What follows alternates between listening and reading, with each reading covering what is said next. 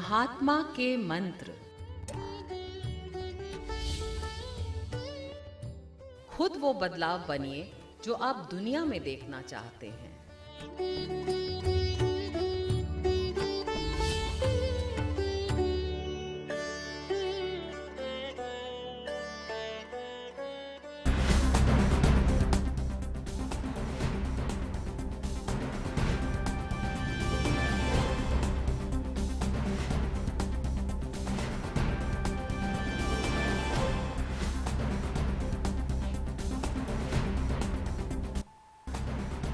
नमस्कार, स्वागत है आप सभी का डीडी न्यूज पर। आप देख रहे हैं मिड डे प्राइम।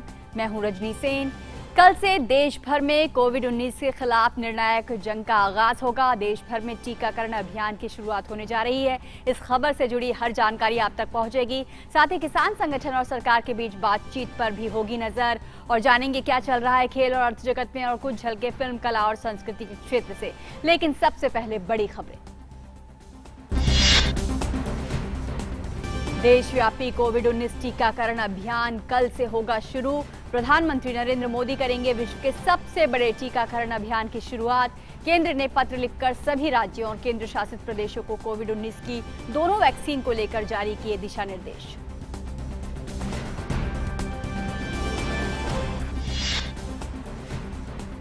सरकार और किसान संगठनों के बीच अगले दौर की वार्ता जारी।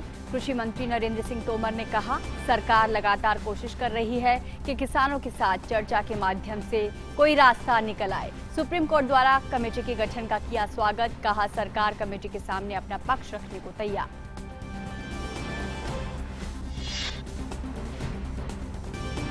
स्टार्टअप इंडिया अंतर्राष्ट्रीय सम्मेलन प्रारंभ की केंद्रीय मंत्री पीयूष गोयल ने की शुरुआत। कहा, इस समिट से स्टार्टअप के इकोसिस्टम के विभिन्न पहलुओं को समझने में मिलेगी मदद। पीएम मोदी कल वीडियो कॉन्फ्रेंसिंग के माध्यम से करेंगे सम्मेलन को संबोधित। थल सेना दिवस के अवसर पर chief of defence staff Bipin Rawat सहित तीनों सेना प्रमुखों ने नेशनल वॉर मेमोरियल पर वीर जवानों को दी श्रद्धांजलि। परेड में थल सेनाध्यक्ष एमएम नरवणे ने कहा, गलवान के वीरों का बलिदान व्यर्थ नहीं जाने दिया जाएगा।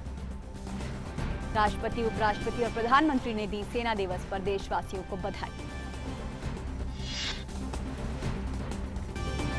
51वें भारत अंतर्राष्ट्रीय फिल्म महोत्सव का कल से गोवा में होगा आगाज। इफ्फी में बांग्लादेश होगा फोकस देश। दिवंगत कलाकारों की फिल्मों का होगा प्रदर्शन।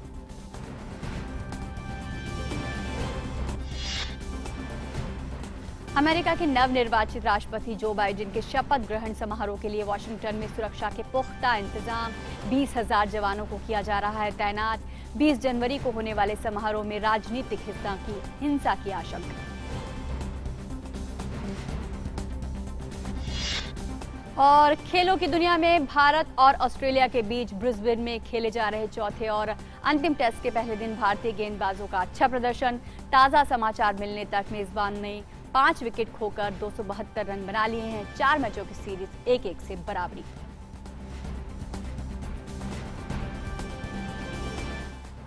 और मिड डे प्राइम में सबसे पहले बड़ी खबरों पर नजर डालते हैं।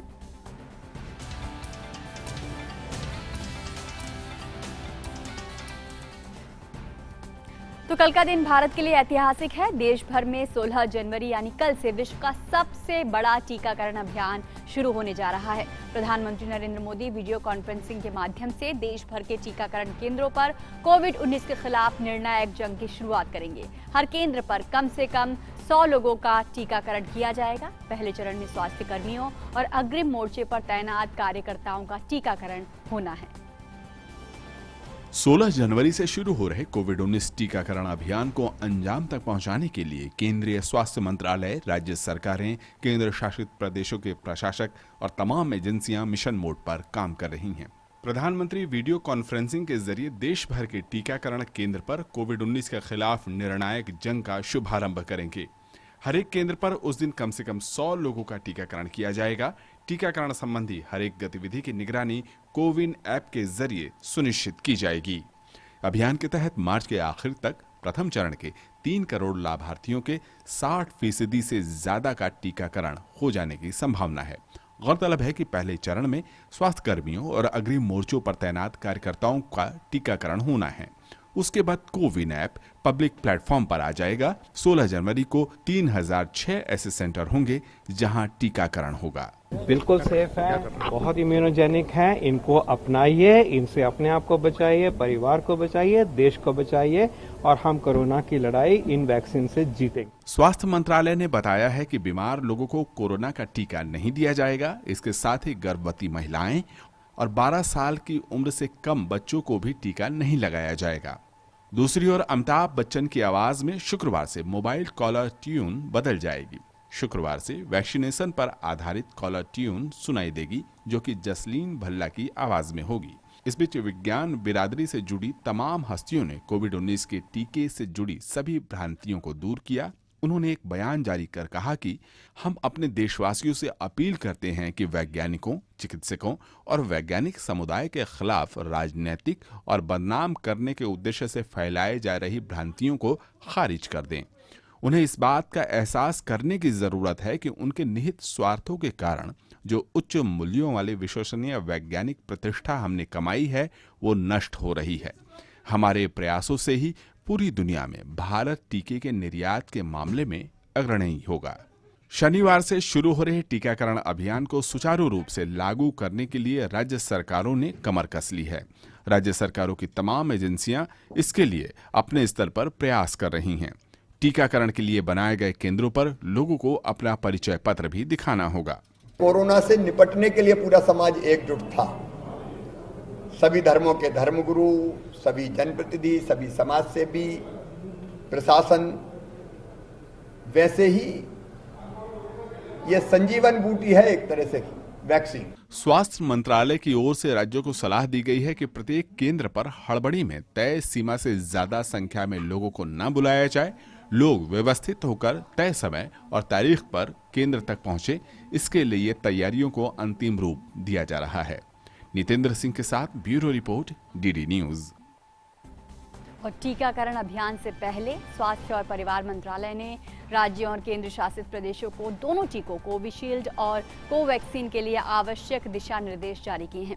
केंद्रीय स्वास्थ्य मंत्रालय द्वारा भेजे गए इस खत में कहा गया है कि जिसे पहला टीका जिस वैक्सीन का लगा है उसे दूसरी डोज भी उसी वैक्सीन की दी जाएगी। साथ ही टीका लगाने से पहले लोगों की मेडिकल हिस्ट्री पता करना जरूरी होगा। जिन्हें किसी भी तरह की एलर्जी है, उन्हें टीका देने से पहले सावधानी बरतने को कहा गया है।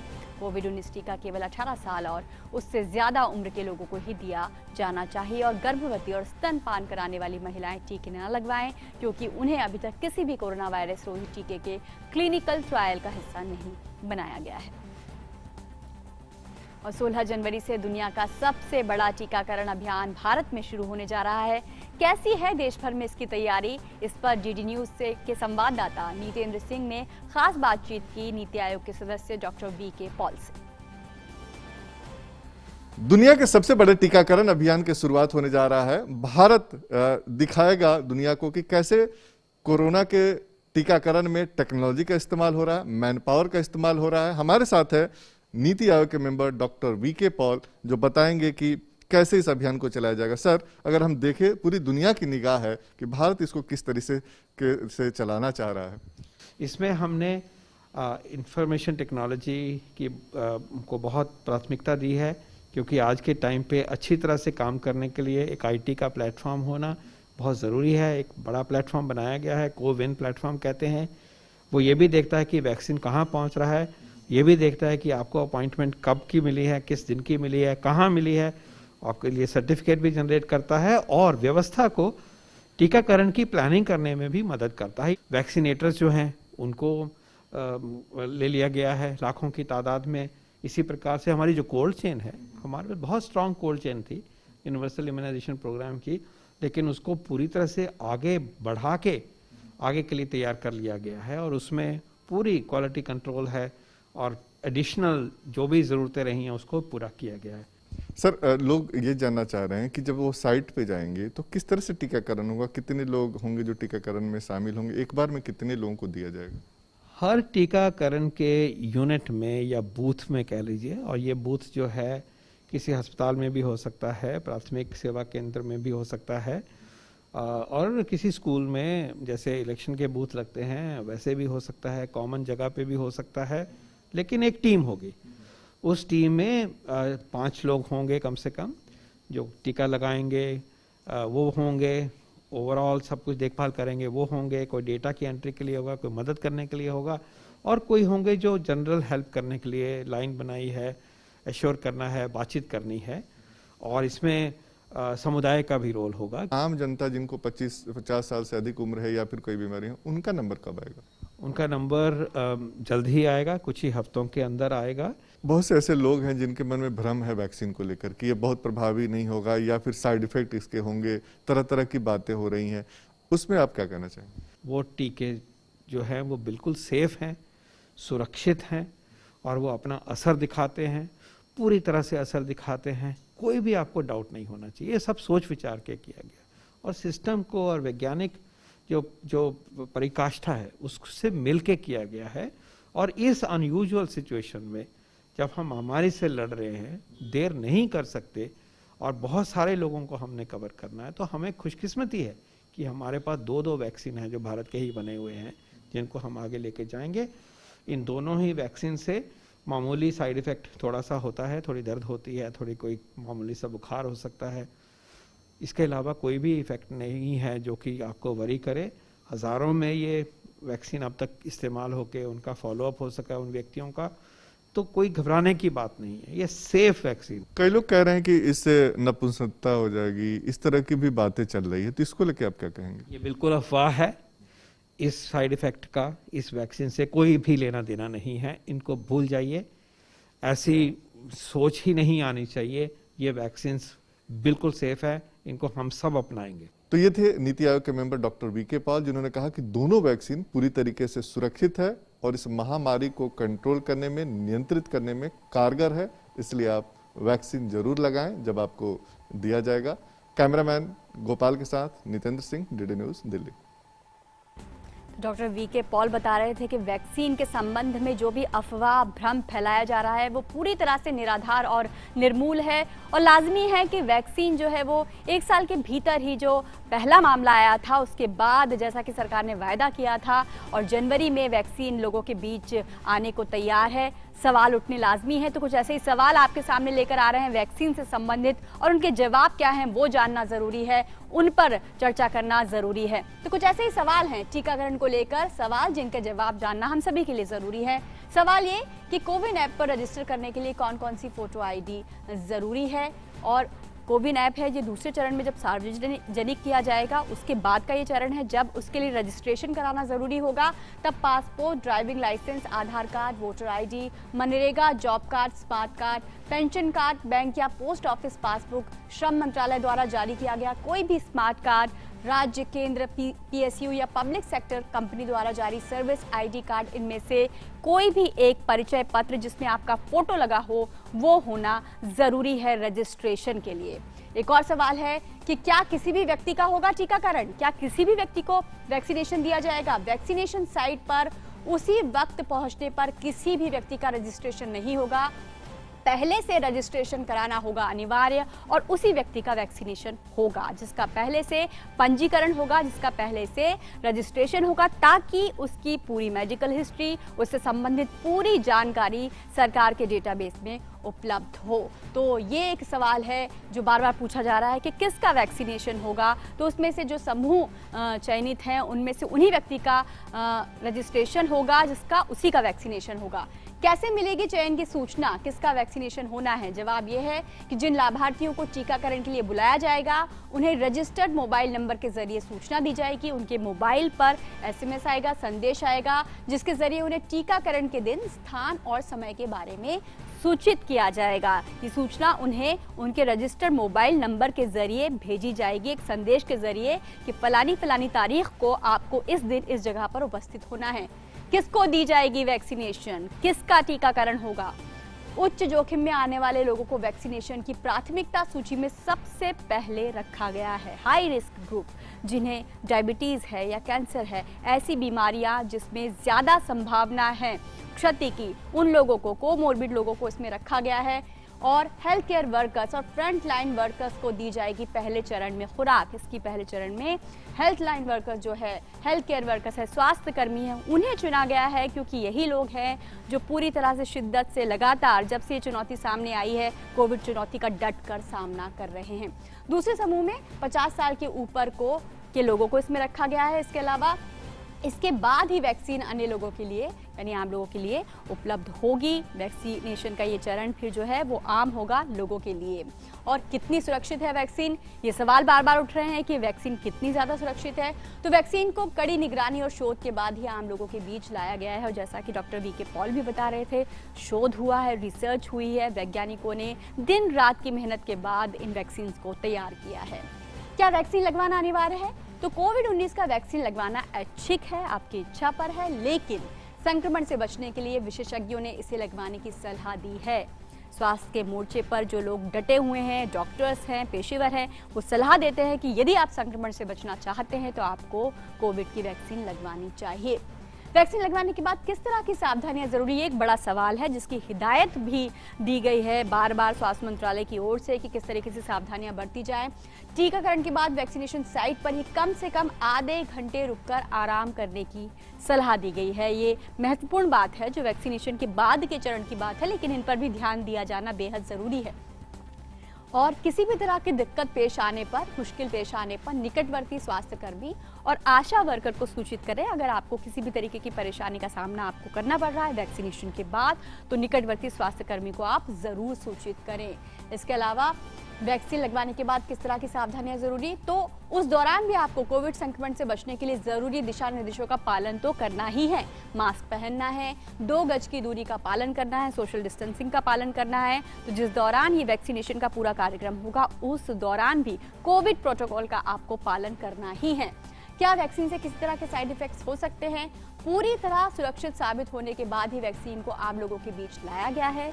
हालांकि जैसा कि दूसरे वैक्सीनेशन में होता है, कुछ साइड इफेक्ट्स होते हैं। जैसा कि डॉक्टर वी के पॉल ने बताया कि उसमें भी कुछ साइड इफेक्ट्स हो सकते हैं। हल्का बुखार या इंजेक्शन लगने के बाद जो हल्का दर्द जगह पर होता है, इंजेक्शन वाली जगह पर, वहाँ पर ये हल्का दर्द वहाँ पर हो सकता है। ये बात डॉक्टर वी के पॉल ने भी कही है। तो ये तमाम सावधानियाँ हैं, ये तमाम दिशा निर्देश हैं जो बार बार दिए जा रहे हैं।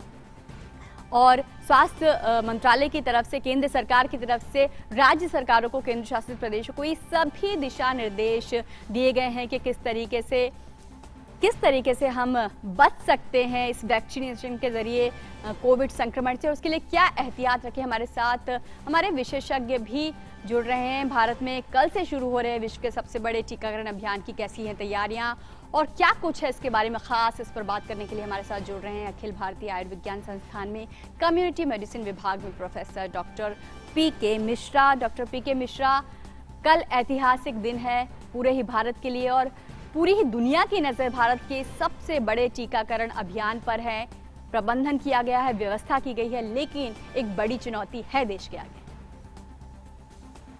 जी, सबसे पहले तो नमस्कार। और मैं पी के मिश्रा मेरा नाम नहीं है, मैं पुनीत मिश्रा मेरा नाम है।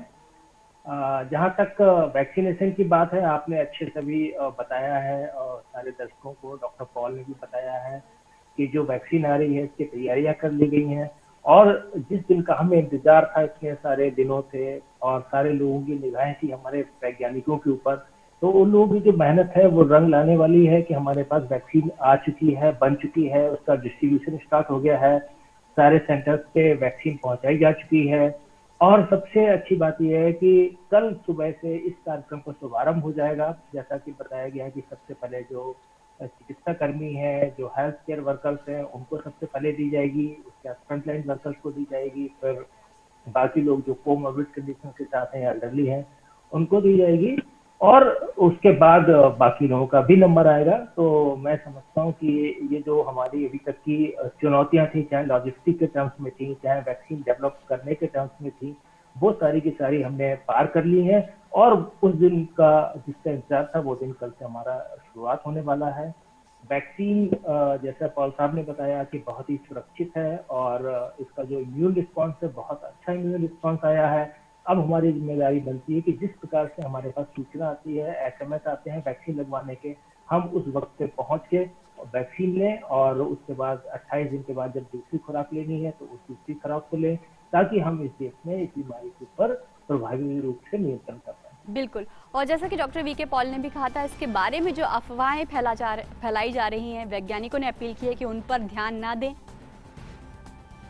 बिल्कुल सही कहा, और ये बात हम लोग सभी लोग काफी दिनों से बता रहे हैं कि कई तरीके की जो अफवाहें फैली हुई हैं, चाहे उसकी एफिकेसी को लेके हो, चाहे किस तरीके से इम्यून रिस्पॉन्स आ रहा है उसको लेके हो, या कुछ अफवाहें हैं कि कोई नपुंसक हो जाएगा या कोई बीमार हो जाएगा, उस तरीके के जो अफवाहें हैं उन पर बिल्कुल ध्यान ना दें। क्योंकि मुझे समझ में नहीं आता कि ऐसी अनसाइंटिफिक बातें क्यों और किस पर्पस से लोग फैला रहे हैं। क्योंकि देखिए, 1 साल से हमारा पूरा देश ही नहीं, पूरा विश्व इस चीज के लिए परेशान था, और जब वैज्ञानिकों के अथक प्रयास के बाद वो चीज आ रही है, तो कम से कम सारे लोगों का सहयोग ये बनता है कि आप सही इंफॉर्मेशन दें, आप सही बात लोगों तक पहुंचाएं, ना कि किसी भ्रम की स्थिति बनाएं, ना कि कोई अफवाह फैलाएं।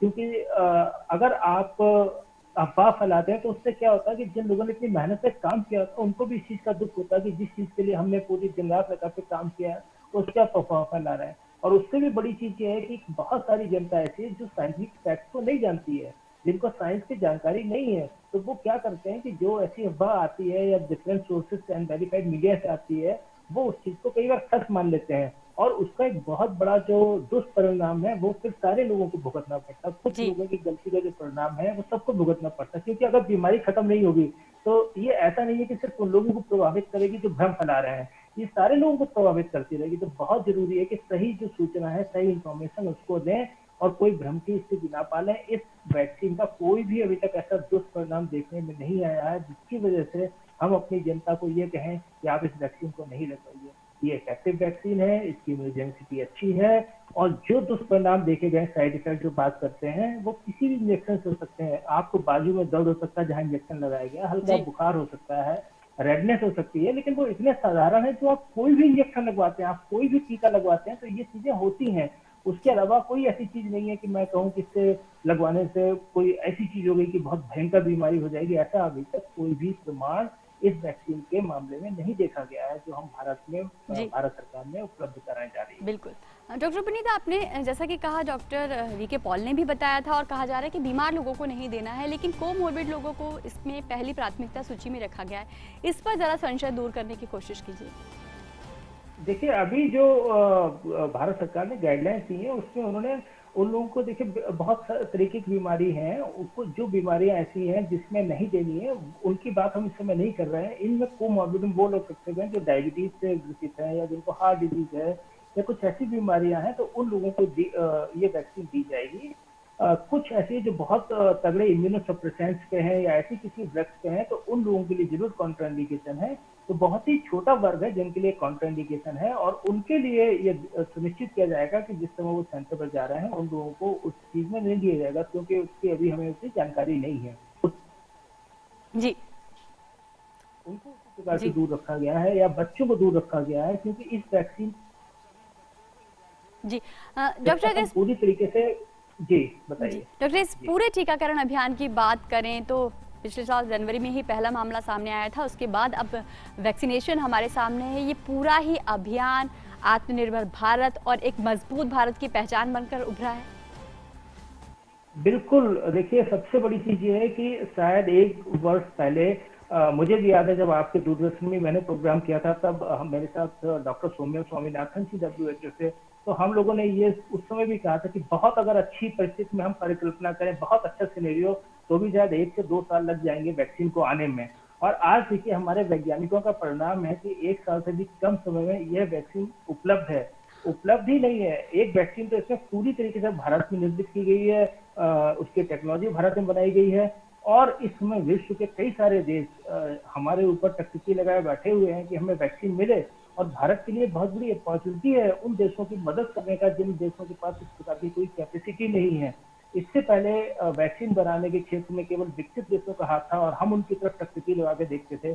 आज हालत ये है कि हम 60% वैक्सीन खुद ही मैन्युफैक्चर करते हैं, उनको देते हैं, और अपनी इंडिजिनस वैक्सीन जो हमने बनाई है, इसमें विश्व के कई देशों से उसकी मांग आई है, और भारत बहुत ही शीघ्र इस कंडीशन में होगा कि हम अपने साथ साथ विश्व के कई अन्य देशों की जनसंख्या को भी कोविड से बचाने में महत्वपूर्ण योगदान। बिल्कुल, तो इस पूरी ही लड़ाई के दौरान, कोविड चुनौती के दौरान भारत कहीं लड़खड़ाया नहीं है, बल्कि निरंतर आगे बढ़ा है और वैक्सीनेशन एक अहम पड़ाव है उसमें। बहुत बहुत शुक्रिया डॉक्टर आपका हमारे साथ जुड़ने के लिए। और मिर्ची प्राइम में अब बात करते हैं ताज़ा खबर की।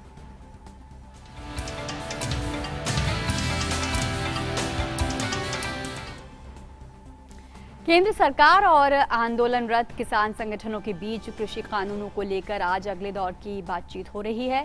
सरकार के साथ कई दौर की वार्ता और सुप्रीम कोर्ट के दखल के बावजूद कुछ किसान संगठन नए कृषि कानूनों को रद्द करने की मांग पर अड़े हुए हैं।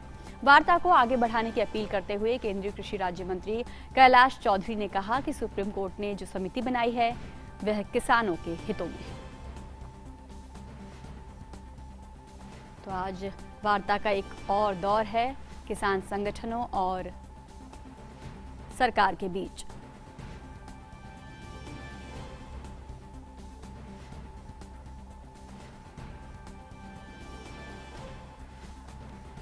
और अनुज यादव हमारे साथ जुड़ रहे हैं इस विषय पर और अधिक बातचीत के लिए। अनुज, एक और अहम पड़ाव है ये, एक और दौर है बातचीत का, और इस बीच शीर्ष अदालत ने भी दखल दिया है, समिति के गठन की बात कही है। यहां से बातचीत आगे बढ़नी ही चाहिए। देखिए, बिल्कुल 1 घंटे से ज़्यादा का समय रजनी हो चुका है। किसानों के जो प्रतिनिधि मंडल हैं, 41 के आसपास किसान नेता हैं और केंद्रीय कृषि मंत्री हैं, केंद्रीय कृषि सचिव हैं, उनके साथ बातचीत चल रही है। और एक बार फिर से कृषि मंत्री नरेंद्र सिंह तोमर की तरफ से इस बैठक के दौरान ही अपील की गई है कि आपकी जो आशंकाएं हैं, जो आपकी समस्याएं हैं, आप जो समिति का गठन जो सुप्रीम कोर्ट ने किया है उसके सामने आप अपनी बात तो रखेंगे ही, लेकिन अभी भी सरकार आपसे एक बार फिर से विनती करती है, सरकार एक बार फिर से अपील करती है कि आप पूरे कानूनों को वापस लेने की जो आपकी जिद है उसको छोड़कर जो आप कानून के प्रावधानों पर जो आप संशोधन करवाना चाहते हैं उसके लिए सरकार तैयार है। और रजनी, हम पहले से जानते हैं कि 6 ऐसे संशोधन सरकार की तरफ से माने गए थे जो किसानों को जिन पर दिक्कत थी, आपत्तियां थी, लेकिन ऐसे में उसके बावजूद भी किसान अपनी जिद पर अड़े हुए हैं। और पिछले कुछ दिनों में रजनी, इस तरह की भी बात आई थी कि जो सुप्रीम कोर्ट ने जिस समिति का गठन किया है उस समिति के सामने भी किसान नेता अपनी बात को नहीं रखना चाहते। हालांकि अभी बातचीत चल रही है। किसान क्या कुछ नया प्रस्ताव सरकार के सामने लेकर आए हैं, क्या बातचीत होती है, क्या ये गतिरोध दूर होगा, निश्चित तौर पर ये देखने वाली बात जरूर है। रजनी जी, अनुज, एक निजी मीडिया ने सर्वे किया है कि 56% से ज्यादा लोग हैं जो कृषि कानूनों के पक्ष में दिख रहे हैं। उस राय का क्या मायने रखती है, वो राय क्या मायने रखती है? और दूसरी बात, जब कृषि कानूनों को पूरी तरह से रद्द करने पर किसान संगठन अड़े हुए हैं तो बातचीत का रास्ता कैसे निकले? क्या अब ये जो समिति बनेगी वो एक सेतु का काम कर सकती है दोनों पक्षों के बीच? देखिए, बिल्कुल जिस सर्वेक्षण की आप बात कर रही हैं, निश्चित तौर पर यह बात तो बिल्कुल साफ है, क्योंकि इस आंदोलन में पूरे देश के किसान शामिल नहीं हैं। सिर्फ 1-2 राज्य के शामिल हैं, या दिल्ली से जो लगती हुई सीमाएं हैं, राज्य हैं, वहाँ के लोग यहाँ पर शामिल हैं। बाकी देश के अंदर इस तरह की मीडिया के अंदर कोई खबर नहीं आई, बल्कि इसके विपरीत राजस्थान, महाराष्ट्र की बात करें, मध्य प्रदेश, उत्तराखंड से किसान संगठन आए थे और इनकी जो नए कानून बने हैं इनके पक्ष में केंद्रीय कृषि मंत्री को लिखकर भी दिया था और इस बात को कहा था कि ये किसान ऐसे 86% जो देश के किसान हैं, जो छोटे किसान हैं, उनको इन कानूनों से बड़ा फ़ायदा मिलेगा। किसानों को बाज़ार में एक उनको एक नया ऑप्शन मिलेगा, अपनी फसल को वो कहीं भी बेच सकते हैं। तो निश्चित तौर पर ये किसानों के फ़ायदे के कानून हैं। सरकार इस बात को पहले भी समझाती रही है। खुद प्रधानमंत्री नरेंद्र मोदी ने अलग अलग माध्यमों से देश के अलग अलग राज्यों के अंदर इस बात को कहा था और ये भी अपील की थी, अगर कुछ विपक्ष के लोग अगर किसान के कंधे पर बंदूक लगाकर अगर राजनीति कर रहे हैं तो किसानों को इससे बचना चाहिए। तो निश्चित तौर पर सरकार की तरफ से एक बार फिर से वही सब अपील की जा रही हैं कि आप अपने मंच का राजनीतिक दुरुपयोग ना होने दें और जो आपके छोटे भाई हैं, छोटे किसान हैं, उनके हितों को भी ध्यान में रखते हुए किसान कुछ फैसला करें। तो निश्चित तौर पर जो बातचीत का ये जो नौवा दौर आज जारी है, उम्मीद की जानी चाहिए कि किसानों को ये बात समझ में आएंगी और वो किसानों के हितों को देखते हुए कोई फैसला आगे के लिए करेंगे। बिल्कुल, और बातचीत का दौर चल रहा है और उससे उम्मीद हमें बनाए रखनी चाहिए। बहुत बहुत शुक्रिया अनुज आपका हमारे साथ जुड़ने के लिए। और अब नजर डालते हैं अन्य राष्ट्रीय खबरों पर।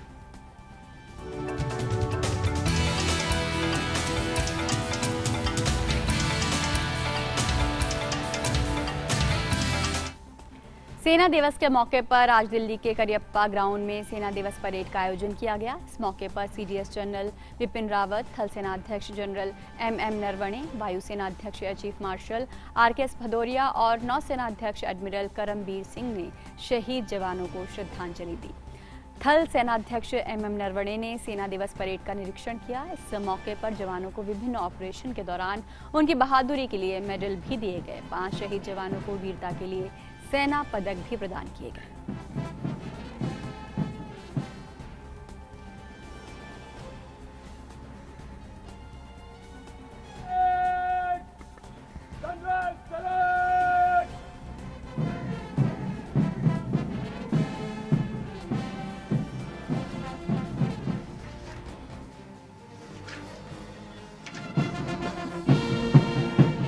करता हूं प्रतिज्ञा पार्थ में पूरा करूंगा।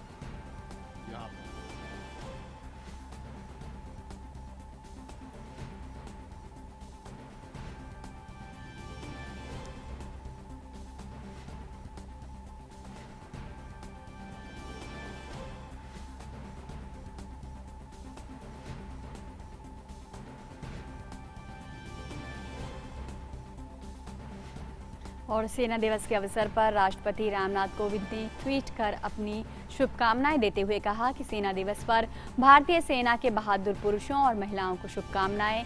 हम उन बहादुरों को याद करते हैं जिन्होंने राष्ट्र की सेवा में सर्वोच्च बलिदान दिया। भारत साहसी और प्रतिबद्ध सैनिकों, पूर्व सैनिकों और उनके परिवारों के लिए हमेशा आभारी रहेगा। जय हिंद। सेना दिवस के मौके पर प्रधानमंत्री नरेंद्र मोदी ने देश के जवानों को सलाम किया। अपने ट्वीट संदेश में उन्होंने कहा कि मां भारती की रक्षा में पल पल मुस्तैद देश के पराक्रमी सैनिकों और उनके परिजनों को सेना दिवस की हार्दिक बधाई। हमारी सेना सशक्त, साहसी और संकल्पबद्ध है, जिसने हमेशा देश का सर गर्व से ऊंचा किया है। समस्त देशवासियों की ओर से भारतीय सेना को मेरा नमन। गृह मंत्री अमित शाह ने सेना दिवस के मौके पर देश के बहादुर जवानों के साहस और बलिदान के लिए उन्हें नमन किया। अपने ट्वीट संदेश में उन्होंने कहा कि भारतीय सेना शौर्य और पराक्रम की प्रतीक है। देश के बहादुर सैनिकों के अदम्य साहस और बलिदान को नमन करता हूं। राष्ट्र के प्रति उनकी निस्वार्थ सेवा और समर्पण पर सभी देशवासियों को गर्व है। हमारे वीर जवानों, पूर्व सैनिकों और उनके परिवारों को थल सेना दिवस की हार्दिक शुभकामनाएं। और सेना दिवस के मौके पर रक्षा मंत्री राजनाथ सिंह ने देश के वीर जवानों को सलाम करते हुए उन्हें और उनके परिजनों को शुभकामनाएं दी। उन्होंने कहा कि देश भारतीय सेना के अदम्य साहस, पराक्रम और बलिदान को सलाम करता है। भारत को देश के लिए उनकी निस्वार्थ सेवा पर गर्व है। वहीं थल सेना प्रमुख जनरल एमएम नरवणे ने 73वें थल सेना दिवस के अवसर पर कहा कि गलवान के वीरों की शहादत बेकार नहीं जाएगी। उन्होंने देश के दुश्मनों को चेतावनी देते हुए कहा कि भारत की ओर आंख उठाकर देखना उन्हें भारी पड़ेगा। सेनाध्यक्ष ने कहा कि चीन के साथ सीमा विवाद पर 8 दौर की बातचीत हो चुकी है और सेना का मनोबल बहुत ऊंचा है।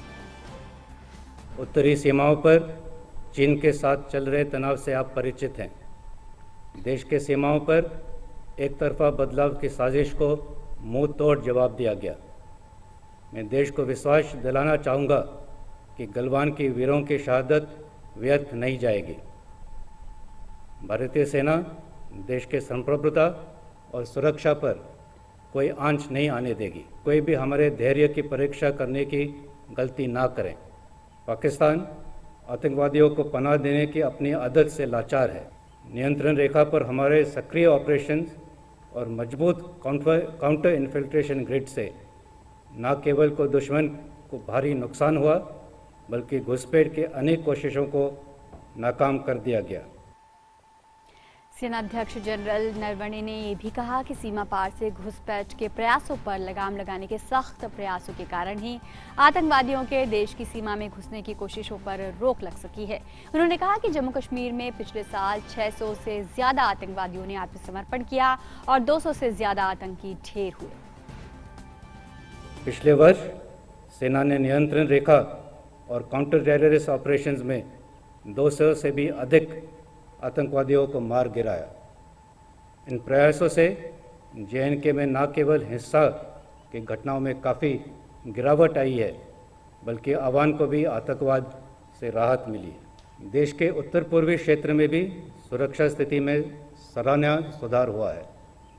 प्रोएक्टिव ऑपरेशंस की वजह से पिछले साल तकरीबन 600 आतंकवादियों ने सरेंडर किया और साथ ही काफ़ी मात्रा में हथियार भी बरामद किए गए। आंतरिक सुरक्षा के लिए सेना की तैनाती में की गई कटौती सुधारते हालातों का सबूत है। सेना और असम राइफल्स राज्य सरकारों के साथ संयुक्त रूप से देश की एक्ट ईस्ट पॉलिसी को आकार दे रही हैं। देश कर रहा है आज जाबाज सैनिकों को नमन।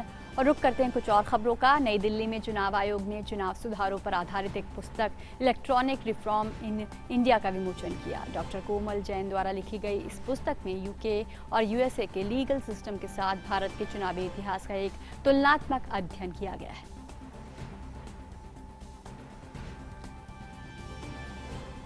और कोविड-19 की चुनौतियों के बीच कल से भारत के अंतर्राष्ट्रीय फिल्म समारोह का आयोजन गोवा में किया जाएगा। 24 जनवरी तक चलने वाले इस महोत्सव में दुनिया भर की 50 चुनिंदा फिल्मों को भी प्रदर्शित किया जाएगा। महान फिल्मकार सत्यजीत रे की 100वीं जन्म वर्षगांठ के अवसर पर उनकी महान कृतियों को प्रदर्शित कर श्रद्धांजलि भी दी जाएगी। इस बार महोत्सव में फोकस देश बांग्लादेश है। गोवा में आयोजित होने वाले भारतीय अंतर्राष्ट्रीय फिल्म महोत्सव के 51वें संस्करण में अब कुछ ही वक्त बाकी रह गया है। गोवा इसके लिए पूरी तरह से तैयार है। सभी तैयारियां अपने आखिरी चरण में हैं। ऐसे में इस बार फेस्टिवल में क्या कुछ होगा खास, इसके बारे में हमने बात की फेस्टिवल के निदेशक चैतन्य प्रसाद से। शुरू से हमारे मंत्री जी ने कहा था कि हम लोग इफ़ी करेंगे और उन्होंने एक रूपरेखा दी थी हमारे लिए कि किस तरह से ऑर्गेनाइज करना है। हमारे सचिव ने हमको एक रोड मैप दिया कि हम लोग किस तरह से इसको कंबाइन करें, चाहे वो फिजिकल हो चाहे वर्चुअल हो। और इफ़ी एक पूरे विश्व को एक मिसाल देगा कि कैसे एक फेस्टिवल को गिवन सर्कमस्टांसेस में ऑर्गेनाइज कर सकते हैं, क्योंकि कुछ एलिमेंट्स हमारे वर्चुअल हैं, कुछ एलिमेंट्स हमारे फिजिकल है और ओपनिंग सेरेमनी 16 तारीख को है। कोशिश है कि हम लोग किस तरह कंटेंट को टेक्नोलॉजी के माध्यम से हम लोग आगे लेके जाएं और इसी तरह से हमारा वर्चुअल प्लेटफॉर्म रहेगा। और उसमें सबसे बड़ी चीज़ ये है कि हम लोगों ने जो कोलैबोरेशन किया है उसके लिए स्टूडेंट्स को प्रोत्साहन देने के लिए। पिछले साल सिने जगत ने अपने कई बड़े सितारों को खो दिया। इस बार फेस्टिवल में उन सभी को श्रद्धांजलि दी जाएगी। इस फहरिस्त में ऋषि कपूर, इरफान खान, सरोज खान, सुशांत सिंह राजपूत, SP बालासुब्रमण्यम समेत कई हस्तियां शामिल हैं। वहीं अंतर्राष्ट्रीय सिने जगत के कई बड़े दिग्गज कलाकारों को भी याद किया जाएगा, जिसमें Ivan Passer, sir Alan Parker, Alan डेब्यू जैसे कई नाम हैं। इसके अलावा देश के महान फिल्मकार सत्यजीत रे की 100वीं वर्षगांठ के अवसर पर उनकी महान कृतियों को प्रदर्शित कर श्रद्धांजलि दी जाएगी। वहीं 9 दिनों तक चलने वाले इस महोत्सव में दुनिया भर की 50 चुनिंदा फिल्मों को भी प्रदर्शित किया जाएगा। गोवा में आयोजित होने वाला अंतर्राष्ट्रीय फिल्म महोत्सव एशिया का सबसे पुराना और बड़ा उत्सव है। इस बार महोत्सव में फोकस देश बांग्लादेश है। कोविड के मद्देनजर नवंबर 2020 में आयोजित होने वाले इस महोत्सव का आयोजन टालकर जनवरी 16 से जनवरी 24 के बीच किया जा रहा है। अब जिंदगी डिजिटल हो गई है, कोविड ने हमें ऐसा बना दिया, इसलिए इस बार फेस्टिवल भी डिजिटल हो गया है। हाइब्रिड फॉर्मेट में इसका आयोजन किया जा रहा है, तो तैयार हो जाइए और शामिल हो जाइए इस फेस्टिवल में। कैमरामैन कुलदीप के साथ ज्योतिका ग्रोवर, DD न्यूज गोवा। और 51वें भारतीय अंतर्राष्ट्रीय फिल्म महोत्सव के उद्घाटन समारोह में इटली के छायाकार विटोरियो स्टोरारो को प्रतिष्ठित लाइफ टाइम अचीवमेंट पुरस्कार से सम्मानित किया जाएगा। उन्होंने 1970 की film the bird with the crystal plumage के कारण प्रसिद्धि पाई थी। इसके अलावा उन्होंने 1970 की फिल्म कंफर्मिस्ट, 1972 की film last tango in Paris, 1976 में बनी फिल्म 1979 में बनी फिल्म एपोकेलिप्स नाउ, 1981 की फिल्म रेड्स, 1987 की फिल्म द लास्ट एम्परर, 1990 की फिल्म डिक्ट्रेसी, 2016 की फिल्म कैफे सोसाइटी और 2017 की फिल्म वंडर व्हील के लिए भी काम किया था। विजोरियो स्टोरारो ने 3 बार सर्वश्रेष्ठ छायांकन के लिए सिनेमा जगत के प्रतिष्ठित ऑस्कर पुरस्कार को भी जीता है। ये ऑस्कर पुरस्कार उन्होंने एपोकेलिप्स नाउ, रेड्स और द लास्ट एम्परर के लिए उन्हें दिया गया था। वे 3 बार ऑस्कर पुरस्कार जीतने वाले जीवित 3 व्यक्तियों में से एक हैं। और भारत के अंतर्राष्ट्रीय फिल्म फेस्टिवल के कल होने वाले आगाज और इसकी तैयारियों पर पणजी से अधिक जानकारी दे रही हैं हमारी संवाददाता ज्योतिका ग्रोवर। ज्योतिका, कई मायनों में इफ्फी का 51वां संस्करण अपने आप में अलग है, कोविड चुनौती है, किस तरीके की तैयारियां की गई हैं?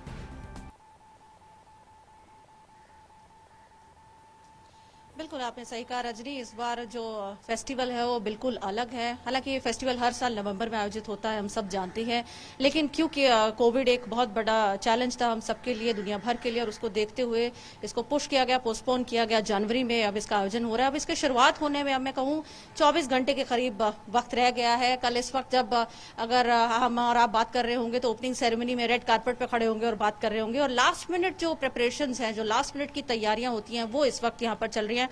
अपने कैमरामैन से अगर रिक्वेस्ट करूं, आपको पैन करके दिखाएंगे जो पूरा प्रांगण है इफी का, जो मेन प्रांगण है जहां पर आइनॉक्स, जो कि अगर हम अपनी भाषा में पीवीआर कहें, जहां पर सारे सिनेमा हॉल स्थित हैं, जहां पर फिल्मों का प्रदर्शन होता है, उस प्रांगण को पूरी तरह से अब सजा दिया गया है। आप देख सकती हैं डेकोरेशंस जारी हैं। ये सब लास्ट मिनट की तैयारियां हैं और दुनिया भर की नजरें इस फेस्टिवल पर रजनी रहती हैं, क्योंकि एशिया का सबसे पुराना और सबसे बड़ा फेस्टिवल ये है। और अभी कुछ देर पहले जिस तरह से अनाउंस हुआ, बहुत सारे सेक्शंस इस बार होंगे, और एक सेक्शन जैसे होगा होमेजेस का। पिछले साल हमने बहुत सारे सिने जगत के ऐसे हीरो को खो दिया है जिनकी क्षति हमें हमेशा खलती रहेगी, और अपूर्णीय क्षति है सिनेमा जगत के लिए। फिर चाहे सरोज खान का नाम ले, ऋषि कपूर का नाम ले, इरफान खान का नाम ले, ये ऐसे हीरे थे जिन्हें हमें खो दिया। और इस बार उनको एक सेक्शन, होमेजेस सेक्शन में श्रद्धांजलि दी जाएगी। उनकी कुछ यादगार फिल्मों को यहाँ प्रदर्शित किया जाएगा। सत्यजीत रे, सिर्फ नाम ही काफी है, 100 वर्ष हो चुके हैं, और उनके सिनेमा को योगदान को याद करते हुए, उन्हें श्रद्धांजलि देते हुए, सेंचुरी सेलिब्रेशंस को देखते हुए उनकी कुछ चुनिंदा फिल्मों को यहाँ प्रदर्शित किया जाएगा। ओपनिंग सेरेमनी में बहुत बड़ी तादाद में सितारे पर्सनली शामिल नहीं होंगे, लेकिन हाँ, जो हमें जानकारी मिल रही है कि वो हाइब्रिड मैनर में, यानी कि ऑनलाइन वर्चुअली वो हमारे साथ जुड़ेंगे और अपने विचार हमारे साथ साझे करेंगे इस बार के संस्करण को लेकर।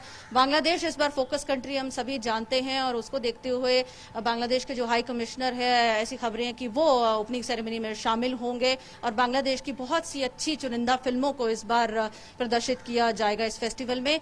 और इसके अलावा जैसे जैसे फेस्टिवल आगे बढ़ेगा, बहुत सारे और इवेंट्स होंगे, इन कॉन्वर्सेशन सेशंस होंगे, मास्टर क्लासेस का आयोजन किया जाता है रजनी, जिसमें एक कोशिश होती है कि जो फिल्मकार हैं, जो सिने जगत से जुड़े हुए हैं, वो अपने एक्सपीरियंस उभरते हुए कलाकारों, उभरते हुए जो फिल्मकार हैं, उनके साथ बांटते हैं। 1-to-1 सेशंस ये होते हैं, और बहुत ही हिट साबित होती हैं सेशंस, क्योंकि जितने भी सिनेमा जगत के चाहवान होते हैं उन्हें मौका मिलता है सिनेमा को करीब से जानने का, पहचानने का।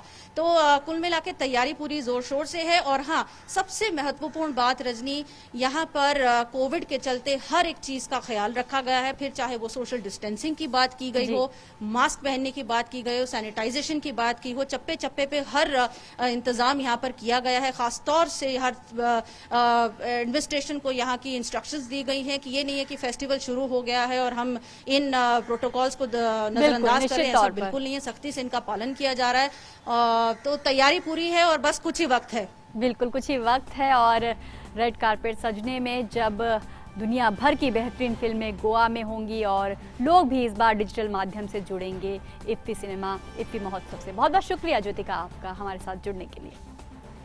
और मिर्जा प्राइम में यहाँ रुक रहे हैं एक छोटे से ब्रेक के लिए। आप देखते रहिए GD न्यूज़।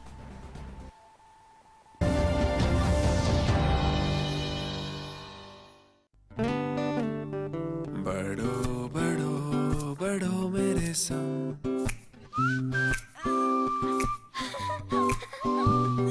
बढ़ो बढ़ो बढ़ो मेरे संग, बढ़ो बढ़ो बढ़ो बढ़ो। कुछ इसी तरह बच्चों के साथ साथ बढ़ते हैं LIC के चिल्ड्रंस प्लान्स, जो दे आकर्षक भुगतान बच्चों की हर बढ़ती अवस्था में। बढ़ो बढ़ो बढ़ो मेरे संग।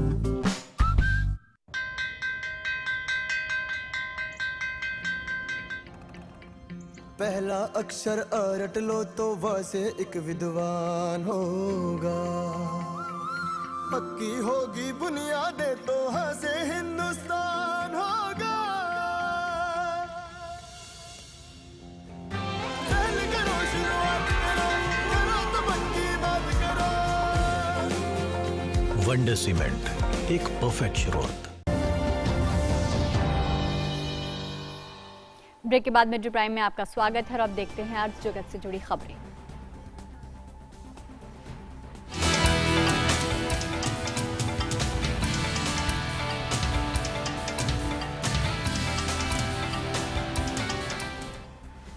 और बिजनेस की दुनिया में क्या है खास, बताएंगे अजय मिश्र। धन्यवाद रजनी, और शुरुआत करते हैं आज की बड़ी खबर से। स्टार्टअप इंडिया अंतर्राष्ट्रीय सम्मेलन प्रारंभ की आज से शुरुआत हो गई है। केंद्रीय मंत्री पीयूष गोयल ने सम्मेलन का उद्घाटन किया।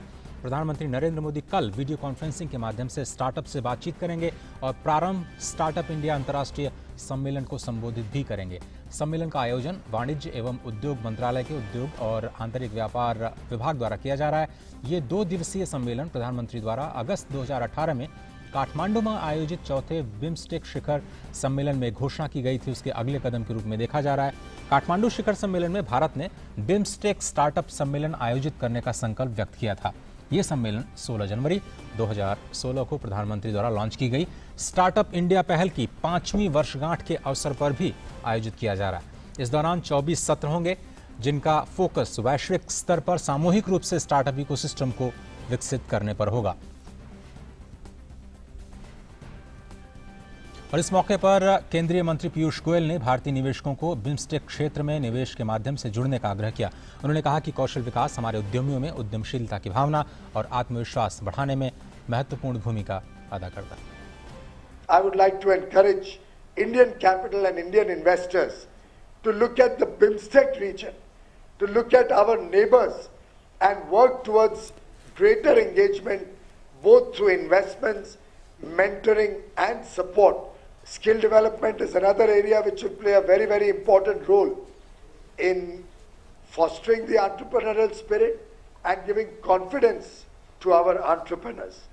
Collectively, when all of us nations work in this spirit, participating with each other's efforts, the startup ecosystem has a very, very glorious future ahead of us. और हमारे साथ हमारी संवाददाता मेघना देव जुड़ रही हैं, साथ ही साथ अनिल अग्रवाल जो कि संयुक्त सचिव हैं DPIIT में, दोनों मेहमान हमारे साथ जुड़ रहे हैं। और धन्यवाद मेघना। शुरुआत हो चुकी है, क्या कुछ फोकस नजर आ रहा है और किस तरह का माहौल है? मेरे ख्याल से स्टार्टअप्स के बारे में जब भी बात होती है कि पूरा का पूरा माहौल जो है ऊर्जा से भरा होता है। बिल्कुल अजय, आपने सही कहा। जो एंथुजियाज्म रहता है स्टार्टअप्स को लेकर, इनोवेशन को लेकर, वो बेशक आज के इनॉग्रल सेशन में भी नजर आया। कोलैबोरेशन की बात हुई, collective efforts, collective strategies, best practices, जो भी अक्रॉस डिफरेंट कंट्रीज, जो बिम्स्टेक कंट्रीज हैं, उनके बीच जो कलेक्टिव एफर्ट है उनके बारे में बात हुई। आपको सीधे लिए चलती हूँ, ज्वाइंट सेक्रेटरी हैं हमारे साथ DPIIT के, जुड़ गए हैं, Anil Agarwal. Sir, prime focus, बहुत सारे सेशंस होने वाले हैं, बहुत सारे स्पीकर्स लाइंड अप हैं, क्या क्या प्राइम फोकस रहेगा स्टार्टअप्स के लिए स्पेशली? देखिए, ये जो स्टार्टअप इंडिया इंटरनेशनल समिट प्रारंभ है, इसमें स्टार्टअप इकोसिस्टम के जितने स्टेक होल्डर्स हैं उन सभी के लिए सीखने के लिए और नया कुछ प्रारंभ करने के लिए कुछ ना कुछ है। फॉर एग्जाम्पल, 2 दिन में हमारे 24 सेशंस हैं। अगर आप पॉलिसी मेकर्स के पॉइंट ऑफ व्यू से देखें तो इसमें बहुत सारे ऐसे सेशंस हैं जिसमें गवर्नमेंट ऑफ इंडिया के पॉलिसी मेकर्स, स्टेट गवर्नमेंट के पॉलिसी मेकर्स बहुत सारी चीजें सीख सकते हैं और उन पॉलिसीज को फिर फॉर्मुलेट करके अपने कॉन्टेक्स्ट में डाल करके इंप्लीमेंट कर सकते हैं। आप अगर स्टार्टअप्स के पॉइंट ऑफ व्यू से देखें, आइडिया को प्रूफ ऑफ कॉन्सेप्ट में कैसे बदलें, गो टू मार्केट स्ट्रैटेजी क्या हो, इंटरनेशनल मार्केट एक्सेस कैसे मिले और गवर्नमेंट कैसे उसको सपोर्ट कर रही है, ये सारी चीजें स्टार्टअप्स को उसमें देखने को मिलेंगी। अगर आप इन्वेस्टर हैं, इन्वेस्टमेंट के पॉइंट ऑफ व्यू से अगर आप देखना चाहें, हमारे क्लोज डोर सेशंस हैं, we have 165 investors who are doing hundreds of meetings one-to-one with startups for prospective, investment opportunities. There is a virtual showcase where about 1100 startups from across the country and from BIMSTEC countries are showcasing the best of their innovation. So essentially, what we have tried to design this entire summit as startup ecosystem में कोई भी अगर है उसको यहां पर अपने interest की हर चीज मिलनी चाहिए, and it is actually it gives you a 360 degree view of what entire ecosystem requires from the point of view of building startup. Sir, startups की अगर बात करें तो आज भी कहा गया कि कैपिटल ज्यादा से ज्यादा आना चाहिए और उसके साथ जो डेलिब्रेशंस हैं वो साथ में होने चाहिए, और प्रधानमंत्री ने ये भी कहा है कि हर डिस्ट्रिक्ट के हर ब्लॉक में एक स्टार्टअप हो, इस तरीके का एक इंफ्रास्ट्रक्चर खड़ा करना है। तो नरिशिंग स्टार्टअप इकोसिस्टम कितना हेल्प करेगा, खासकर बिम्स्टेक रीजन के लिए? हाउ एसेंशियल आपको लगता है, कितना अहम महत्वपूर्ण है? देखिए, startup India initiative honourable prime minister ने जनवरी 16 में लॉन्च किया था, और उन्होंने लॉन्च करते टाइम ये कहा था कि हमारे देश का ऐसा कोई जिला ना हो, ऐसा कोई ब्लॉक ना हो जहां कोई स्टार्टअप ना हुआ हो। पिछले 5 साल में हम लोगों ने जो भी काम किया है, उस समय किसी को जानकारी नहीं थी कि स्टार्टअप होता क्या है। Over a period of time सारी स्टेट गवर्नमेंट्स के साथ में मिलकर के केंद्र सरकार ने काम किया in the true spirit of cooperative federalism, and now 30 states out of 36 states have enacted a policy to support startups specifically in their areas, with the result that 590 districts now have at least one startup. We have a startup in each state and each UT. This movement is spreading actually very fast. 55% of startups हमारे metro से आते हैं, 45% are coming from non-metro areas. Now the question is कि 45% के जो startups हैं उनकी quality क्या है? अभी हम लोगों ने जब नेशनल स्टार्टअप अवार्ड्स किए थे, उसमें 1/3 winners were from non metro areas, and that shows the quality of startups that are coming in from Tier 2 and Tier 3 cities. So, in these last 5 years, we have achieved a lot of distance, and we can see that there is a lot of entrepreneurship. People are now started taking risks, and instead of seeking jobs, they are trying to do something on their own and create something which will give them satisfaction. So that is a culture that we can see. मेघना, बहुत धन्यवाद वक्त निकालने के लिए जी। मेघना, बहुत शुक्रिया। हमारे पास वक्त की कमी है, आपके पास दोबारा लौटेंगे। आप उन तमाम इकोसिस्टम का जो पॉइंट्स है उस पर निगाह बनाए रखें। और आज एक बहुत इंपॉर्टेंट जो स्कीम है भारत सरकार की, स्किल इंडिया मिशन, उसका तीसरा चरण जो है वो भी शुरू हो रहा है, और योजना का जो तीसरा चरण है उसको देश भर के 600 जिलों में शुरू किया जाएगा। योजना की शुरुआत कौशल विकास और उद्यमिता मंत्री महेंद्र नाथ पांडे करेंगे। कौशल विकास और उद्यमिता मंत्रालय के नेतृत्व में चलाई जा रही इस योजना में नए जमाने के कौशल के साथ साथ कोविड महामारी से संबंधित कौशल पर भी ध्यान दिया गया है। योजना के तीसरे चरण 2020-21 के दौरान 8 लाख लोगों को ट्रेनिंग दिया जाएगा, जिस पर 948 करोड़ रुपए खर्च किए जाएंगे। देश में जो स्किल लोगों का बड़ा समूह तैयार करने के लिए 200 से ज्यादा औद्योगिक प्रशिक्षण संस्थान और सूचीबद्ध प्रशिक्षण केंद्र और 729 प्रधानमंत्री कौशल केंद्रों में इस योजना के अंतर्गत प्रशिक्षण पाठ्यक्रम शुरू किए जाएंगे। योजना के पहले और दूसरे चरण के प्राप्त अनुभव के आधार पर मंत्रालय ने तीसरे चरण में कई सुधार किए हैं, ताकि मौजूदा नीति और नई जरूरतों के मुताबिक स्किल ट्रेनिंग दी जा सके। प्रधानमंत्री मोदी ने 15 जुलाई 2015 को स्किल इंडिया मिशन का शुभारंभ किया था। इसके ऑलरेडी 5 साल पूरे हो चुके हैं। भारत को दुनिया में कौशल का कैपिटल यानी स्किल कैपिटल बनाने के लिए इस सोच के साथ जो शुरुआत की गई थी, एक काफ़ी इंपॉर्टेंट कार्यक्रम है जो लोगों में भी काफ़ी पॉपुलर हुआ है। और चलते चलते आपको सेंसेक्स में आज क्या कुछ हुआ बता दें। शुक्रवार 15 जनवरी 2021 को शेयर बाजार गिरावट के साथ खुला। सेंसेक्स करीब 27 अंक नीचे 49,556 के स्तर पर खुला। निफ्टी भी बिल्कुल फ्लैट 14,600 के आसपास नजर आया। Hindalco, BPCL, ICICI bank, HCL और एचडीएफसी में 1 से 3% की गिरावट देखी जा रही है। उधर टाटा स्टील, भारतीय एयरटेल और गेल में भी बढ़त नजर आ रही है। दिसंबर तिमाही में आईटी सेक्टर की प्रमुख कंपनी एचसीएल टेक्नोलॉजी का शुद्ध मुनाफा 31% की उछाल के साथ 3,982 करोड़ रुपए पर पहुंचा। एचसीएल टेक्नोलॉजी ने रेगुलेटरी फाइलिंग्स में इस बात की जानकारी दी है। कंपनी ने बताया कि इस तिमाही में कंपनी की कुल आमदनी 6.4% बढ़ी है, 19,302 करोड़ रुपए। इससे पिछले वर्ष की तिमाही में 18,135 करोड़ रुपए की आमदनी हुई थी। तिमाही आधार पर देखा जाए तो दिसंबर तिमाही में शुद्ध लाभ में करीब 27% का उछाल देखने को मिला है। फिलहाल व्यापार प्राइम के आज के इस अंक में सिर्फ इतना ही। वापस चलते हैं रजनी के पास। बहुत शुक्रिया अजय आपका। और अब बात उन खबरों की जो दुनिया भर में सुर्खियों में छाई हुई है।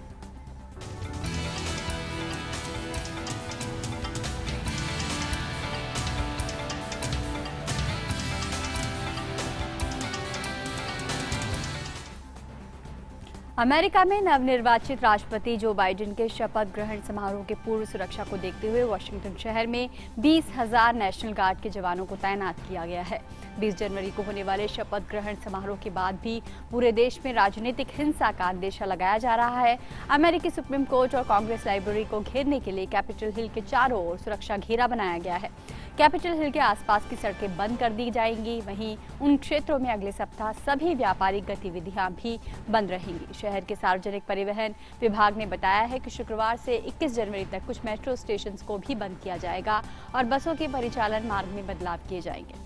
पिछले सप्ताह ट्रंप समर्थकों द्वारा कैपिटल हिल में हुई हिंसा और उग्र प्रदर्शन के बाद सुरक्षा एजेंसियों ने वाशिंगटन और अन्य 50 राज्यों में हथियार सशस्त्र विरोध प्रदर्शन की चेतावनी दी है। और अमेरिका के कैपिटल हिल में पिछले सप्ताह हुई हिंसा के मामले में अब तक 100 से ज्यादा लोगों को गिरफ्तार किया गया है। संघीय जांच ब्यूरो ने कहा है कि वे ऐसे लोगों की खोज कर रहे हैं जो नवनिर्वाचित राष्ट्रपति जो बाइडेन की 20 जनवरी को होने वाले शपथ ग्रहण समारोह के लिए खतरा हो सकते हैं। उपराष्ट्रपति माइक पेंस ने शपथ ग्रहण समारोह के दौरान पूरी सुरक्षा सुनिश्चित करने का आश्वासन दिया है। और अब देखते हैं खेल जगत की खबरें।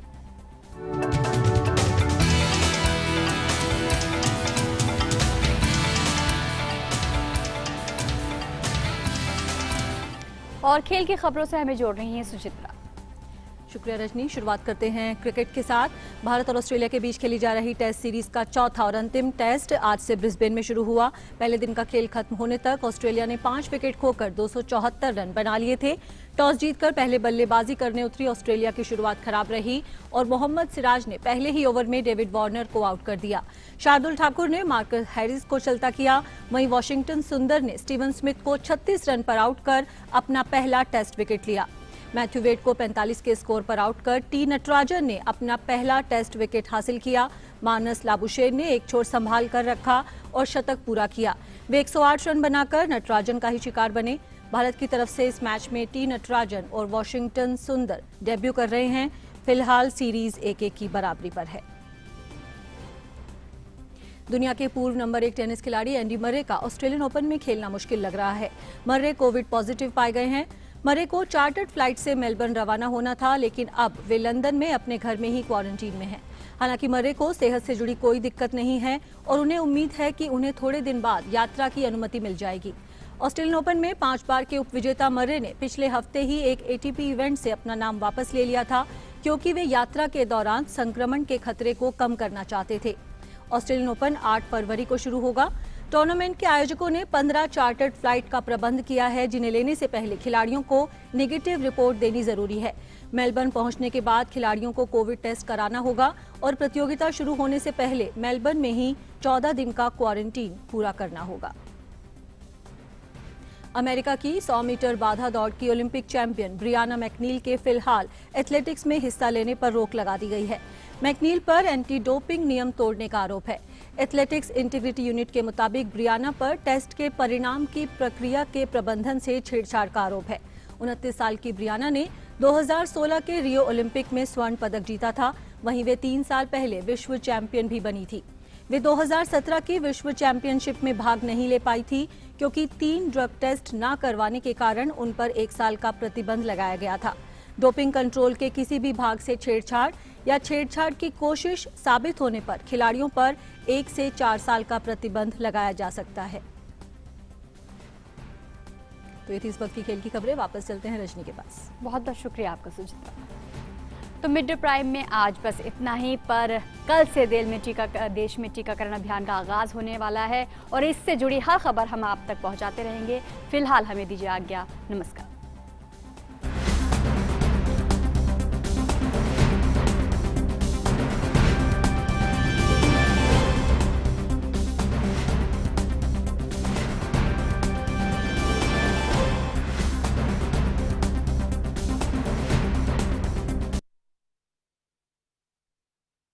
ज्वलंत मुद्दे, जनता के सरोकार। एक नया भारत बनाने का इरादा मन में है। देश के अंदर एक वैसा वातावरण जब बन रहा है कि लोगों को शुभा है। रंगे हाथ पकड़ने के बाद कितनी जोर से शोर मचाई जा सकती है। बेबाक अंदाज में पक्ष विपक्ष से सवाल। आप उस संसद के प्रति जवाब दे है ना। ये नैरेटिव देगा कि वहाँ पर पैराशूट से बच्चों को मारा जा रहा है, ये नैरेटिव ही गलत है। फेक न्यूज फैलाने की इजाजत मैं 2 टूक में किसी को नहीं दूंगा। न फेक न्यूज न झूठ, बात सिर्फ 2 टूक। सोमवार से शुक्रवार रात 9 बजे सिर्फ डीडी न्यूज पर।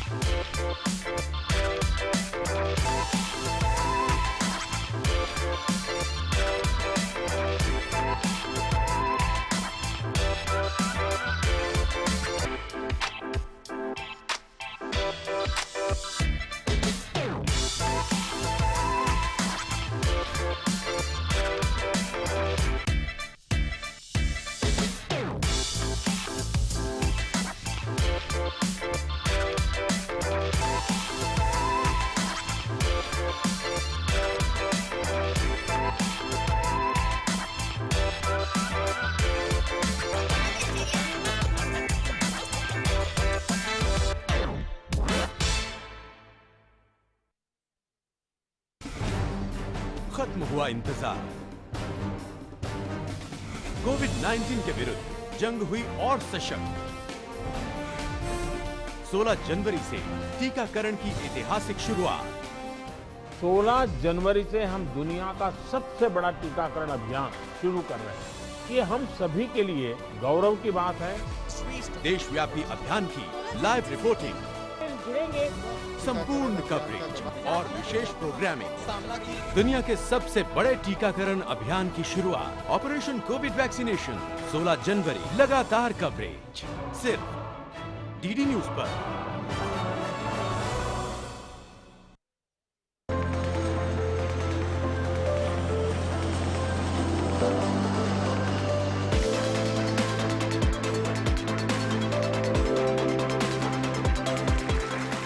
दुनिया की सबसे लंबी उड़ान के साथ एयर इंडिया की महिला पायलट्स ने रचा इतिहास।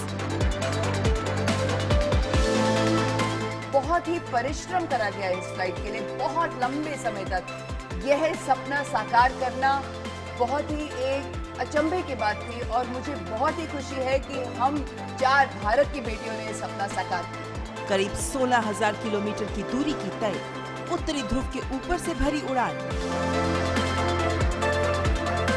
ये सैन फ्रांसिस्को से बेंगलुरु तक उत्तरी ध्रुव पर सभी तरह से एक बहुत ही अद्भुत और रोमांचक यात्रा रही है।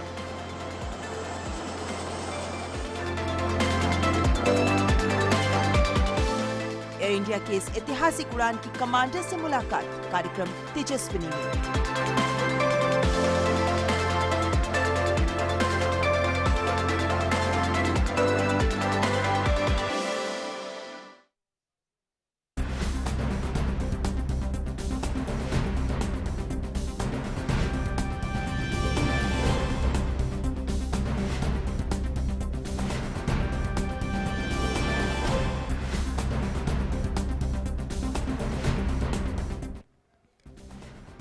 Namaskar and welcome. You're watching Midday Prime. On the show this afternoon, we will get you all that you need to know about the world's largest vaccination drive that kick-starts tomorrow here in India. We'll also on Midday Prime keep an eye on 9th round of talks between the government and the Farmers Union and much more on Midday Prime. But first up, here are the headlines.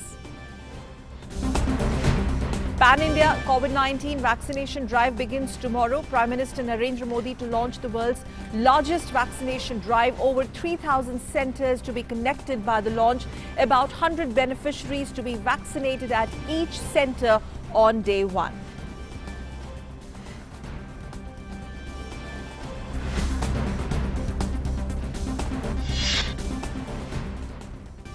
Ninth round of talks between the government and the farmers' union begin. A media house survey reveals people want farmers to end the agitation and settle the matter.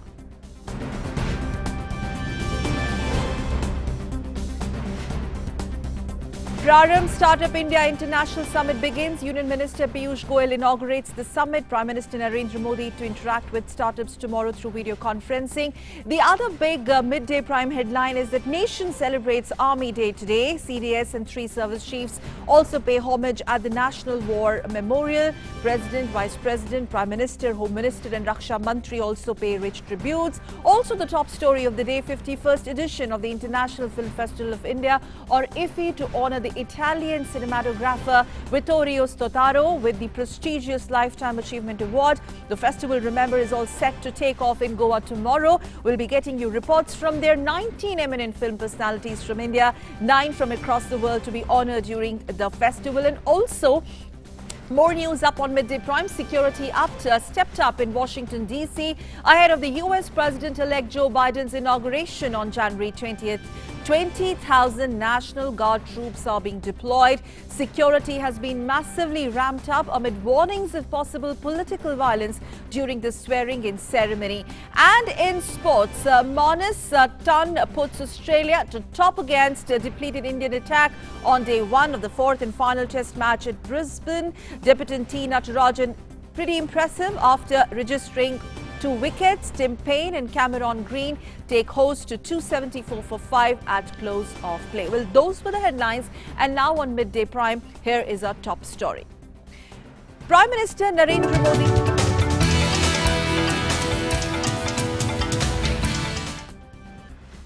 So the big news. Prime Minister Narendra Modi will be launching the biggest ever COVID vaccination drive across the country tomorrow morning.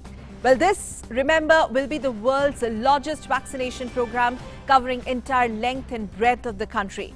This vaccination program is based on the principles of priority groups to be vaccinated and healthcare workers, both in government and private sectors, including ICDS workers, will receive the vaccine during this phase. The vaccination program will also use CoWIN, which is an online digital platform developed by Union Ministry of Health and Family Welfare, which will facilitate real-time information of vaccine stocks, storage temperatures and individualized tracking of beneficiaries for COVID-19 vaccine. And this digital platform will also assist program managers across all levels while conducting vaccination sessions.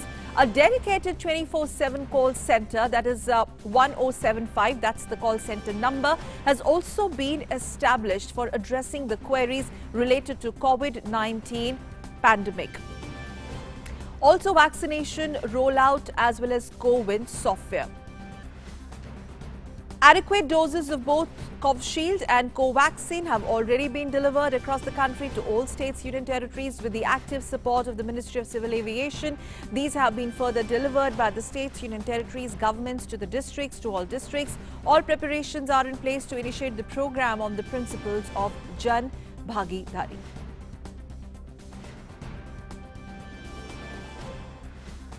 And also, Union Health Ministry has shared very important precautionary measures ahead of the Pan-India launch of COVID-19 vaccination drive tomorrow. In the letter, the ministry has informed that interchangeability of the COVID vaccine is not permitted. It also says that the second dose should also be of the same vaccine which was administered as the first dose. Further, if required, co-administration of the COVID vaccine and other vaccines should also be separated by an interval of at least 14 days. A person's medical history must be ascertained before administering the COVID vaccine. The vaccine is indicated only for 18 years and above. Pregnant as well as lactating mothers must not be administered the COVID vaccine, as they have not been made part of any related trial so far. AIIMS Director Dr. Randeep Guleria, in fact, spoke to my colleague Nitendra exclusively. He spoke to DD News exclusively. Let's listen.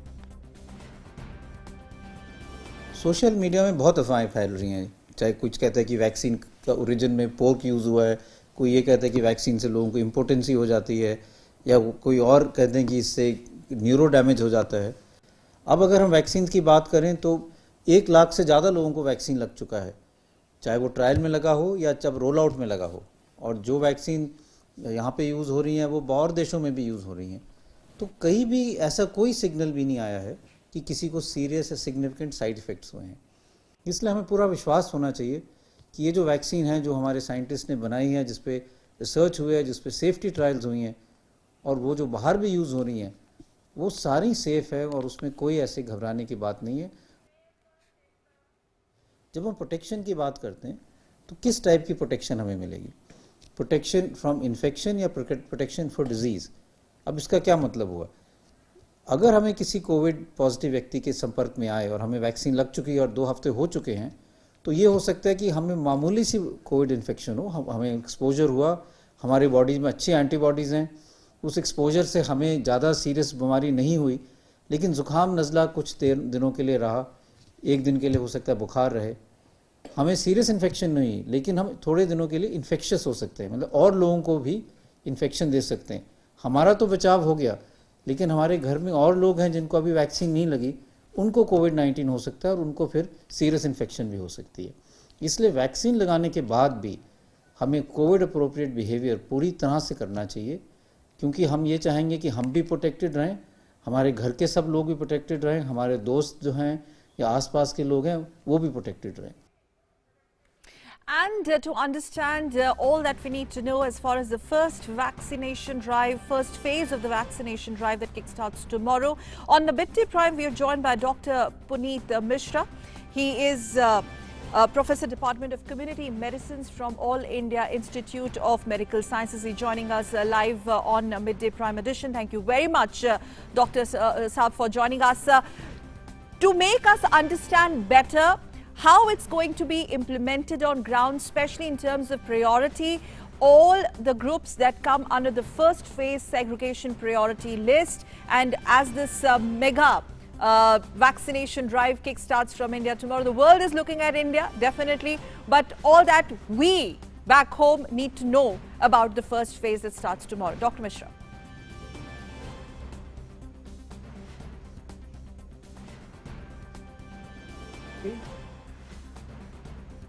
Dr. Mishra, can you hear us? Yes, now I can hear you, yes. Yes. First of all, thank you very much for joining us on Midday Prime.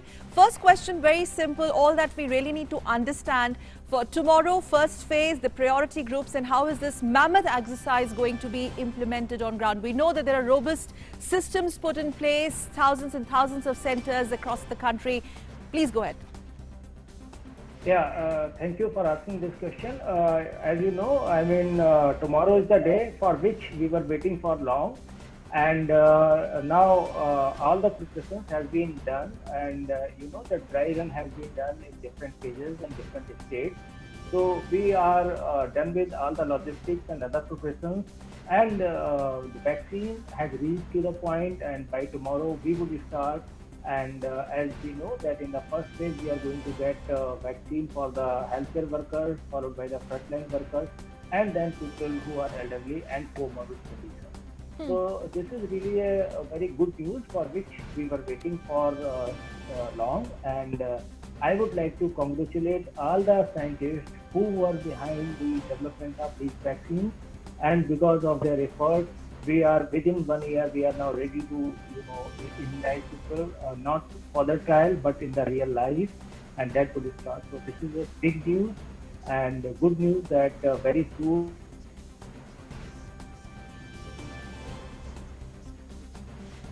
Can you hear us, sir?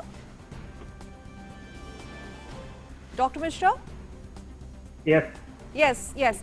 Yes, I think there was a bit of a technical snag there. Anyway, sir, especially a word on the segregation, a word on the beneficiaries, and we understand the frontline workers and all the groups that will be accorded priority. in the first phase? And how do we move on from first phase and subsequently open the vaccination drive to the rest of the country? Yeah, during first phase, as you have rightly pointed out, that those who require it most, as like healthcare workers and frontline workers, they will get it, followed by people in elderly age group and comorbid. And after that, it will be given to other age groups. And I think it will be just a matter of few weeks, and it will be available to other people as well beyond in the second phase for general population. So currently there are 2 vaccines which are available, but as has been told by government and that there are many more vaccines which are under development phase in India. They are in different stages of trial, and maybe in coming weeks we will have more than 2 vaccines. So at that time it might, we might enroll more and more number of people in very less time, and that time will come. I assume maybe a few weeks from now. That's it. Yes, thank you very much, Dr. Puneet Mishra, Professor from Department of Community Medicine from All India Institute of Medical Sciences. A very important day for you also tomorrow, for the entire AIIMS fraternity and the rest of the hospitals as well. Thank you so much. Those hospitals and the health centers that are going to be participating and that are going to be actually part of those 3,000 health centers across the country. Let me quickly go across to my colleague Tapas. He has been reporting live since morning, just to understand the palpable assurance and excitement that is on ground when it comes to the people, the robust mechanism that is in place for tomorrow's vaccination drive. Tapas, if you could hear me, good afternoon. Yes, Tapas. Very good afternoon, Sakal. How are you? Yes, absolutely fine. Thank you so much. Tapas, over to you just to make us, give us a sense. The preparations, it seems that all these health centers, since you're reporting live from National Capital, are all geared up for this mammoth exercise that kickstarts tomorrow. Absolutely, and let me put it this way, that wherever in fact the vaccine doses has reached, there has been excitement among people. They have clapped, they have cheered the vaccine dosage, because it's been a while. It's been almost a year that people have been anxiously waiting with a bated breath, understanding and believing that the time will come when they will go out and they will be out of fear and not under the constant fear of the COVID-19 gripping them. And this is just a start. This is a momentous occasion. 16th Jan, 10:30 a.m. will go down in the history, in the annal of history of India and the world, as a time when the country rose, when the country rise up and showed the world that what it can do, what can it achieve. In fact, it's a universal the vaccination program that will be started by Prime Minister Narendra Modi tomorrow will be one of the example. The world will look up to India as a country of such a magnitude of size, a location. Will embark on a mission to free the world, to free the country of the COVID menace. And in that sense, this is a momentous journey. This is just a benchmark of start when it comes to the fight against COVID-19. And 3 crore people will be, frontline workers will be inoculated, will be vaccinated in the first phase.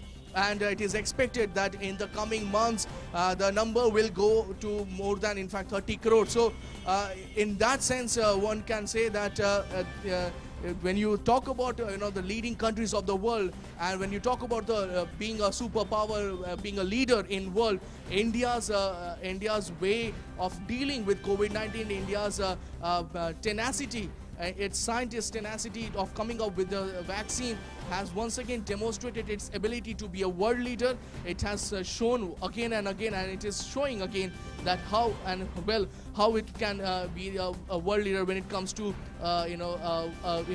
fighting. Tell us more about the beneficiaries. Tell us more about the process, Tapas. Tell us more. Help us understand the process.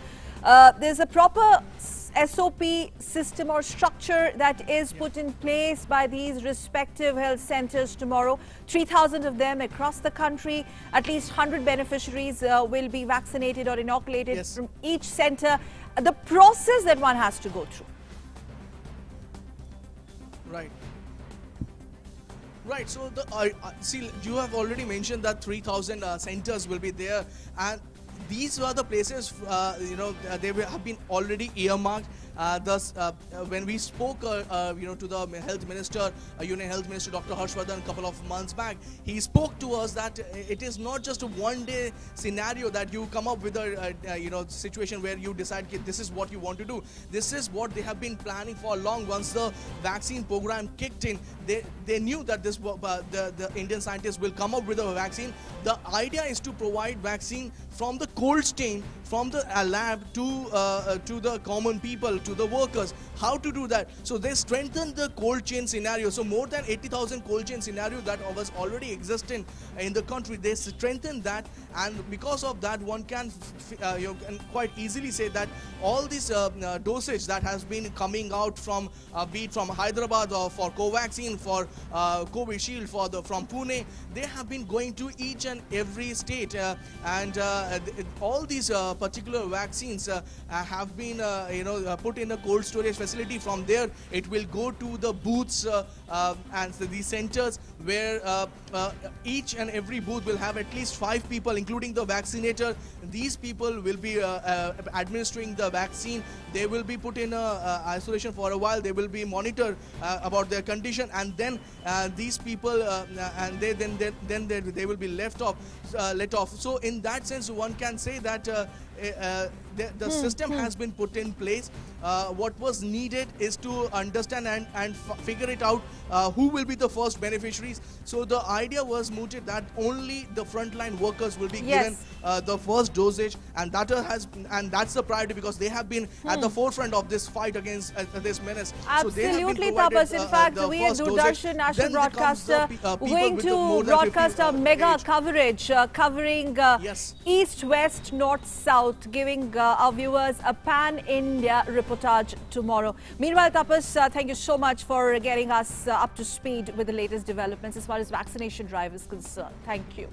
And now, staying with COVID, let us now take a quick look at the updates coming in from COVID-19 from across the country. The numbers that we are looking at right now: 15,975 recoveries. In fact, 17,817 recoveries have been recorded yesterday. And total recoveries so far have already crossed 1 crore mark, 1 crore 1 lakh plus. And recovery rate has already touched 96.53%. There is a very consistent rise in the recovery rate in terms of percentage. At the same time, we see a drop in the fatality rate, now dropping down to 1.44%, with approximately 1,51,918 deaths that have been recorded so far. That's the number of deaths that have been recorded so far. And the number of active COVID-19 cases in country as we speak stand at 2,14,027. So the numbers are basically coming down, and active cases are now 2.02% of the total cases reported so far. So basically the number of active cases are shrinking pretty consistently. Now, according to the Indian Council of Medical Research, the total number of samples that have been tested for COVID-19 so far have already crossed 18 CR mark, of which 7,30,096 samples were tested yesterday. Those are the numbers right on your screen. And total samples that have been tested till 14th of January, and the cumulative total and a single day total.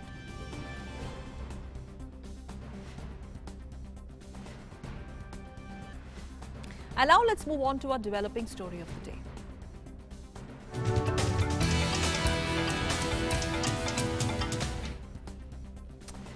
Well, the ninth round of talks between the government and the farmers' unions opposed to the new farm laws has already begun, since the Supreme Court appointed panel on farm laws is likely to hold its first meeting on January 19th. The meeting today between the government and the unions may be the last one today. In another development, BKU President Bhupendra Singh Maan, a member of the 4-member committee set up by the Supreme Court on Thursday, withdrew his name from the committee. In a statement, he said that he wants to remain impartial. The other members of the committee are Pramod Kumar Joshi, Ashok Gulati and Anil Ghanwat.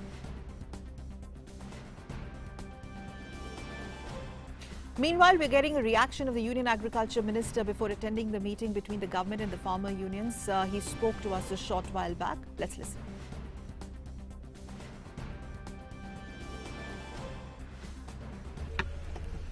अभी पिछली बैठक और इस बैठक के बीच में उच्चतम न्यायालय का फैसला आया। भारत सरकार उच्चतम न्यायालय के फैसले का स्वागत करती है और उच्चतम न्यायालय ने जो समिति बनाई है वो समिति जब सरकार को बुलाएगी तो निश्चित रूप से हम अपना पक्ष उस समिति के सामने भी रखेंगे। चूंकि सरकार और किसानों के बीच में वार्ता चल रही है और इसलिए आज वार्ता की तारीख तय थी, तो किसानों के साथ वार्ता हमारी जारी है और हम लोग लगातार इस बात की कोशिश कर रहे हैं कि किसानों से चर्चा के माध्यम से कोई रास्ता निकल आए।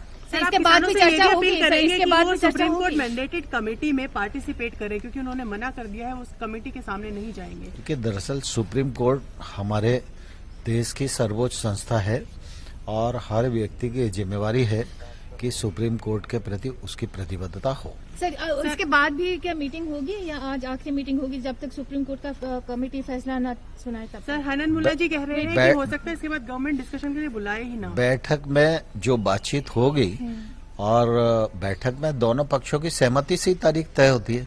दोनों पक्ष